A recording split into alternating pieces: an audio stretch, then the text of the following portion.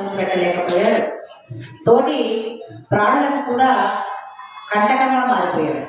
బాటసారులను హింసించాడు, సంహరించాడు, వారి ధనాన్ని దోచుకున్నాడు, చెయ్యకూడనటువంటి పనులన్నీ చేశాడు, మద్యమాంసములను భక్షించాడు, కులభ్రష్టత్వాన్ని పొందాడు.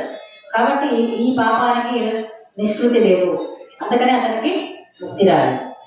మరి ఇప్పుడు అతన్ని ఎలా ముక్తి మార్గంలోకి చూపించాలి, ముక్తి మార్గాన్ని చూపించాలి అని చెప్పి ఆలోచించాడు గోకర్ణుడు.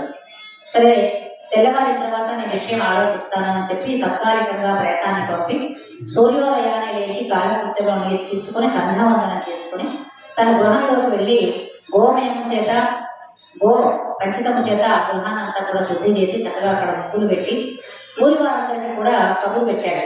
నేను ఈ గ్రామానికి వచ్చాను కాబట్టి ఈ ప్రయత్నం మిమ్మల్ని ఏమీ చేయదు, మీరు రండి అని చెప్పి అందరినీ పిలిచాడు. పండితులను కూడా పిలిపించాడు. సకల శాస్త్ర పురాణములన్నీ కూడా తిప్పాడు.